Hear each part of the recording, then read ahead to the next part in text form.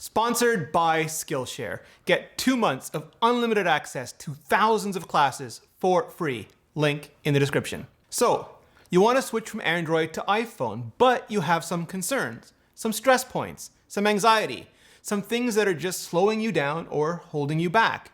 There are a lot of totally valid reasons someone may want to make the change. Yes, still, today in 2019. And also some legit reasons why you may decide not to make that change at all. You're the one living your life and paying your bills, so ultimately you're the one that needs to be and deserves to be happy with your decision, even if you need just a little bit of help getting there. I'm Rene Ritchie, and this is switching from Android to iPhone. Now, some will tell you the era of switching is over. People have made their choices and are happy with their ecosystems and don't see much of any value in switching anymore. The grass, it looks just about the same green. But we still see people switching all the time, whether it's because a hot new phone comes out, a former roadblock disappears, something that was holding you firm gets taken away, pricing changes, some privacy scandal explodes, or whatever. People are still making the change, and I'm guessing even more are still thinking about it. Now, upfront, there are, like I said, legit reasons not to switch from Android to iPhone. First and foremost, only Apple makes iPhones, or more accurately, phones that run iOS. With Android, you have a bunch of different hardware and approaches to choose from. You can get those monstrous 40 megapixel cameras, periscopes, and 9 lens arrays. You can get notches, or hole punches, or foreheads, or even mechanical chutures, what raise and lower or spin around. You can get big displays, bigger displays, waterfall displays, 90 Hertz, 120 Hertz, USB-C ports, and on a few of them, even headphone jacks, SD card slots, fingerprint readers, and physical keyboards. Yeah, physical keyboards. That sheer amount of variety at the hardware level is something Apple simply can't and won't match. They're all about the consistency. With the iPhone, you're using pretty much the same system and interface as you've always used. With Android though, you can change up the look and almost anything and everything about it. Get a third-party launcher. Comic Sans up that font if you simply have to. Throw icons across the screen like D&D dice on the table.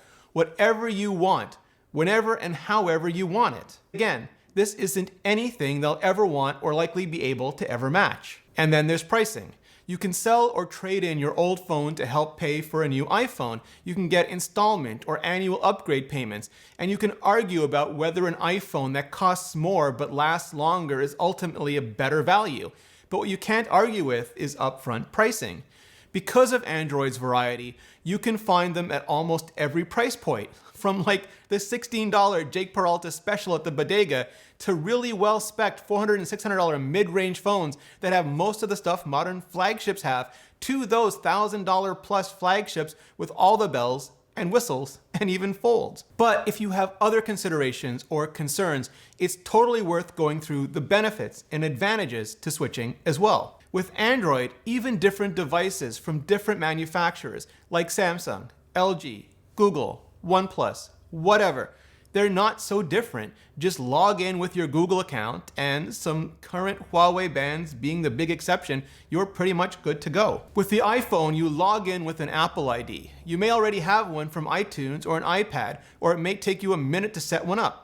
But then what? Well, if you want to stick with all your Google apps and services, then you just log in with your Google account all the same. You can use Apple's Switch to iOS app, which makes the whole cross-grade process simple as in automated, even hunting down your existing Play Store apps for you on the App Store, or you can log into it at the system level for things like email, calendar, contacts, and notes, and you can just download and log into any Google app like Gmail.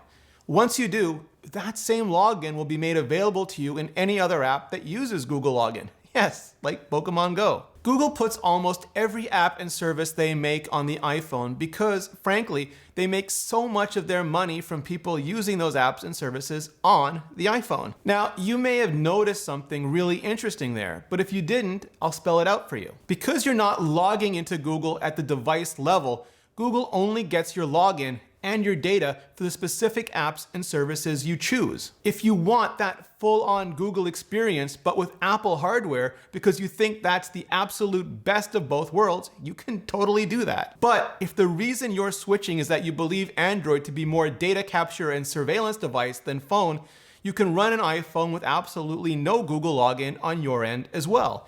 You can use Apple services instead, or Microsoft, or stick to Indies, or Variety, whatever you want. You can also pick and choose, have Gmail and Calendar signed in, but not YouTube or Maps. Aside from emailing someone else who uses Gmail or G Suite, you have total control over your own stuff. One of the few apps Google doesn't make available for anyone else, including even other Android phones, is the camera app for the Google Pixel. Yeah, even Google's generosity and openness, it seems, only goes so far. And the Pixel camera app is phenomenal. In an age where some companies are slapping 40 megapixel cameras or 5 or more cameras on the back of some phones, more often than not, Google can beat them with the just mediocre hardware but simply best-in-class algorithms in the business. Apple doesn't do 40 megapixel binning, and most people probably wouldn't consider their machine learning to be on the same level as Google's. But they take really good 12 megapixel cameras and use the world's best silicon to apply really good machine learning to them, and they end up coming up with something that even Pixel aficionados are currently calling the best cameras in the world. That will go up and down over the course of the next year, of course, but if the camera is your biggest deal breaker, it's been dealt with.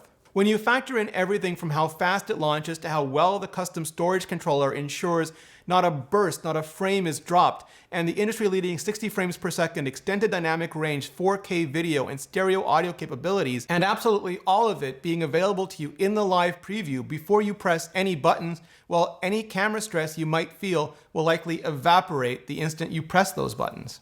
The Apple ecosystem is almost a cliche by now, but it's that way for a reason. You can go to a physical Apple store, if there's one near you, and buy an iPhone, and the staff there will help you set it up, including transferring your data from your old phone, even Android phone, to your new iPhone. You can get everything from AirPods there to an Apple Watch, which is pretty much the best wearable in the business right now. You can also take free classes on photography, video, music, design, development, and more, and get as much out of your new devices as you possibly can. You'll also get regular software updates for every region, on every carrier, all the time, all at the same time, for years. If you're the type of person who tries to be the 5% on the latest version of Android every year, you can just relax and be in the 80 or 90% of the latest version of iOS all the time. And if you already have an iPad or a Mac, Continuity lets you share cellular data, copy and paste clipboards, and even the exact place where you're in apps between devices. And AirDrop lets you send files back and forth so quickly and easily, you literally start feeling lost without it. Because Apple makes their stuff work so well together, you gain a little serenity and potentially a lot of productivity. And if you want to take that productivity to the next level, check out Thomas Frank on SKILLSHARE. SKILLSHARE is an online learning community with thousands of classes in video, audio, business, and more. Premium membership gives you unlimited access to high-quality classes on must-know topics so you can improve your skills, unlock new opportunities, and do the work you love. And I'd really recommend checking out Thomas Frank of YouTube and College Info Geek fame. He offers the Productivity Masterclass. Learn to create a simple, customized productivity system that will transform your personal and professional life, allowing you to go after your dreams and achieve your goals as we enter 2020. Join the millions of students already learning on Skillshare today and get 2 months of unlimited access to thousands of classes for free. To sign up, visit the link in the description and start learning today. Thanks Skillshare, and thanks to all of you for supporting the show. So that's what I think about switching from Android to iPhone, but now I'd love to hear what you think. So hit like if you do, hit subscribe if you haven't already, switch up that bell gizmo so you don't miss any of the next shows, and then hit up the comments and let me know to switch or not to switch, and why or why not. That is the question. Thanks for watching. See you next episode.